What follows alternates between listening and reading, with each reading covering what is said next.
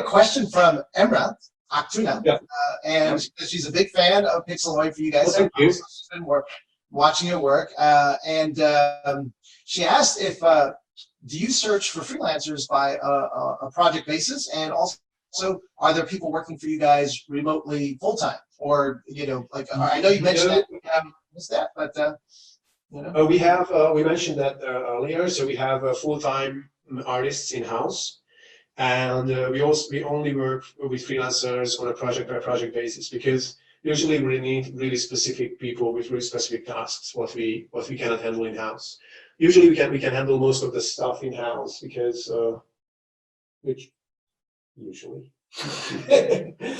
well, sometimes we took on a bit too many projects, and at least that's what happened during the summer. Yeah. so in other words, you have a good problem to have. Yeah. And you're like I telling just came together because you know how it is.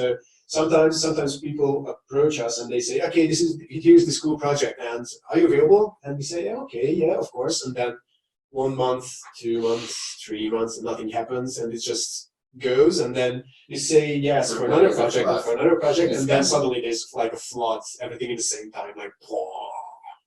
So how do you manage that? Because I mean, that's an interesting thing. You got to put these airplanes on the runway, basically, all these projects. I mean, it's pretty much like, all right, whoever cuts the check first, and starts sending you. I mean, I think when you go from being an individual contributor as a concept artist to a business, you have completely different concerns. And I mean, can you talk a little bit about the headspace and how you have to change the way you think about your work, client management, and time management? Yeah, exactly. I mean, time management and just the whole project management takes up a lot of time, actually. Especially usually we have at least 3 or 4 projects running at the same time. So some of them are smaller, some of them are bigger projects. We actually like bigger. I mean, I mean longer projects, because then we can plan ahead. So usually, but the average film projects in terms of production usually takes up around between 4 to 6 months. Yeah. Usually that's an average. That's an average, and illustration projects usually run 4 weeks, 4 to 6 weeks. Yeah, but we haven't got daily deliveries in terms of illustrative work, so we can play chess with them. I mean, the deadline.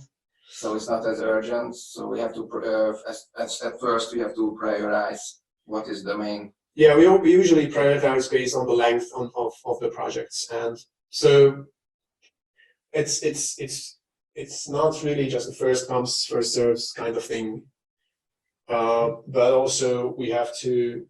I think there are like 3 factors: the client, the project itself. Okay. And the length and the scope of the project also, because I mean the best scenario is if a project books us for, let's say, 6 months, and we have to do like prop design, costume design, keyframes, work on storyboards, work a lot of things for the same production. That's the most ideal, because then most of our in-house team can work on the same project in the same time, and everybody understands the project. Yeah. And we have a dedicated lead on one project. On every project. Yeah, each of them. So that makes easier the thing. I mean, it could be a bit messy because yeah, especially with a lot of small projects. Yeah, that can happen. But we try to manage. It's funny because I mean we are coming from an artistic background, so we are not really good in like Excel sheets and like super time management and all that jazz, but we are growing into it slowly. Yeah. I mean, we have to.